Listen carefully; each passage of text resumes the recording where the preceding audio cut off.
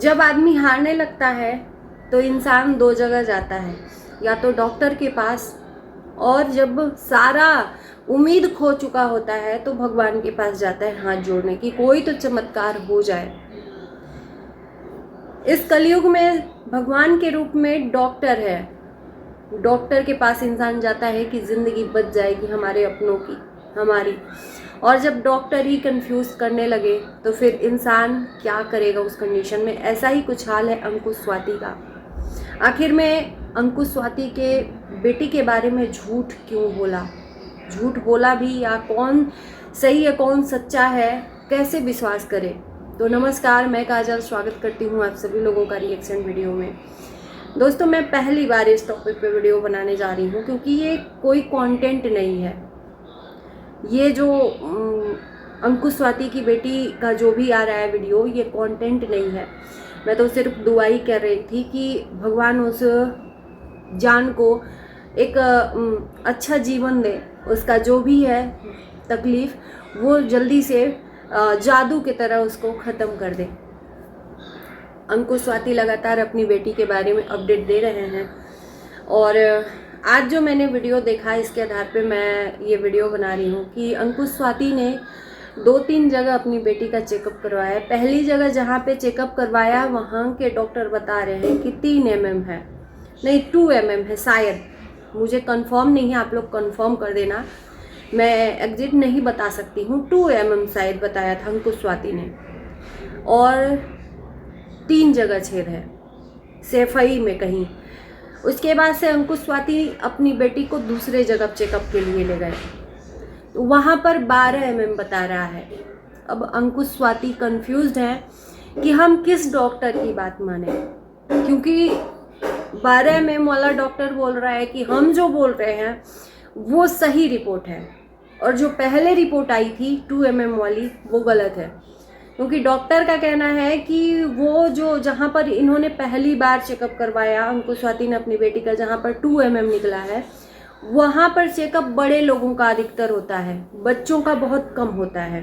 तो बच्चों का वो मशीन जो है ना गलत बताता है, और जहाँ पर अभी 12 mm का निकला है वहाँ के डॉक्टर बता रहे हैं कि ये सिर्फ और सिर्फ बच्चों का ही यहाँ पर रिपोर्ट निकाला जाता है, जांच होती है, तो ये जो मशीन है वो बच्चों की ही है। तो यहाँ पर जो रिपोर्ट निकली है वो एकदम करेक्ट है।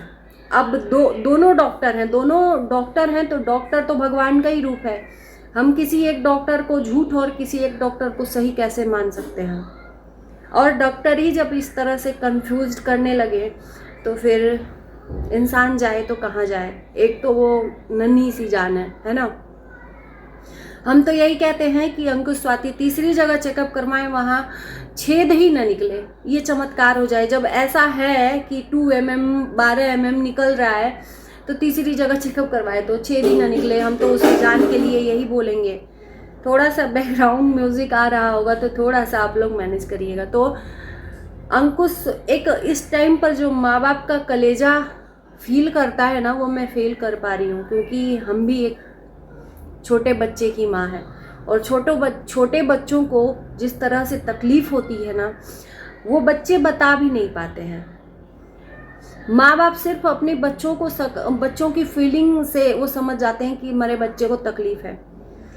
और 3 छेद है बड़े बड़े लोगों का। हमारे घर में तो खुद ही हार्ट का ऑपरेशन हुआ है, हमारे खुद ही ससुर जी का, तो मैं समझ सकती हूँ कि बड़े लोगों का हालत ख़राब हो जाता है। वो कितने तकलीफ़ में थे हमारे ससुर जी, जो अब बताइए हार्ट पेशेंट हैं, उनका ओपन हार्ट सर्जरी हुआ और कितने तकलीफ़ में है कि वो अभी तक वो सफ़र कर रहे हैं। 2 साल हो गया, और लगातार 6-6 महीने पे उनका ट्रीटमेंट होता रहता है। ऑपरेशन के बाद भी जो हार्ट के पेशेंट हैं वो जानते होंगे। तो वो तो अभी इस दुनिया में आई है, वो क्या अंदर से फील करे। भगवान अगर किसी को औलाद देना तो भगवान, बस मैं यही कहूँगी कि स्वस्थ दें। इस तरह से चलो माँ बाप तो सफ़र कर लेंगे, लेकिन वो बच्चा सफ़र नहीं कर पाएगा। वो बच्चा तो बता भी नहीं सकता है कि हमें क्या प्रॉब्लम है। तो बस हम यही कहेंगे कि डॉक्टर कौन, जो डॉक्टर झूठ बोल रहा है बच्ची के लिए, कौन डॉक्टर सही बोल रहा है, कैसे इंसान पता करे। और मैं अंकुश स्वाति से कहूँगी, देखो बाप का कलेजा हमेशा ना पत्थर कहा जाता है। ऐसा नहीं है कि बाप को फील नहीं होता है, बाप दिल से रोता है, कलेजे से रोता है, यहाँ से रोता है, लेकिन उसके आंसू कोई नहीं देख पाता। और माँ अपनी फीलिंग्स को नहीं छुपा पाती है, पूरी दुनिया देख लेती है, क्योंकि उसके आंखों से ममता झरने लगती है। तो स्वाति ने जन्म दिया है, वो माँ है 2 बच्चों की, तो उसका क्या हाल हो रहा होगा ये तो स्वाति ही जाने।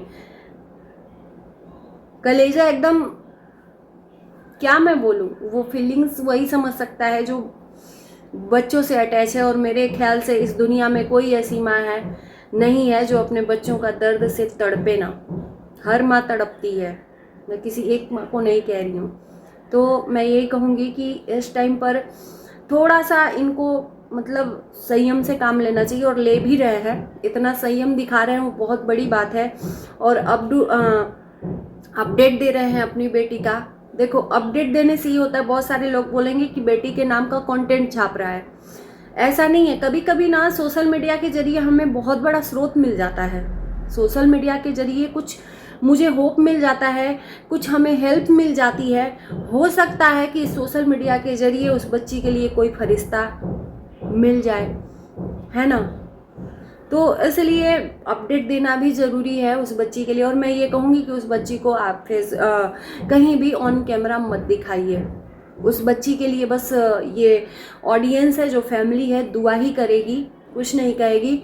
वो खुद ही बहुत इस टाइम पर तकलीफ़ में होगी, तो उसका फेस दिखाना आपको ज़रूरी नहीं है। आप उसको मत दिखाइए सोशल मीडिया पर। बस उसके लिए दुआ ऑडियंस कर रही है, और आप भी दुआ करिए। और हम लोग यही मनाएंगे कि जल्दी से जल्दी आपकी तारा बेटी सही हो जाए, और अच्छे से अच्छे कहीं और भी बड़े हॉस्पिटल में आप ले जाइए। बहुत बड़े बड़े हॉस्पिटल हैं, ज़रूरी नहीं है कि आप जहाँ हो वहाँ पर दिखाओ, या कानपुर पे। दिल्ली में भी अच्छा हॉस्पिटल है, लखनऊ में भी अच्छा हॉस्पिटल है। आप खुद भी जानते हो, आपके जो सर्कल में लोग हैं उन लोगों से आप कनेक्ट होइए, और उस बिटिया के लिए अच्छा से अच्छा एक ट्रीटमेंट जो है जल्दी से होना चाहिए। बस हम यही आशा करते हैं, दुआ करते हैं, क्योंकि वो बिटिया कंटेंट नहीं है। और आप जो कर रहे हो बहुत अच्छा कर रहे हो। कंटेंट इसको नहीं कहेंगे, बहुत सारे लोग इसमें बोल रहे हैं कि कंटेंट है, कंटेंट है, कंटेंट अपनी बेटी को बना दिया है।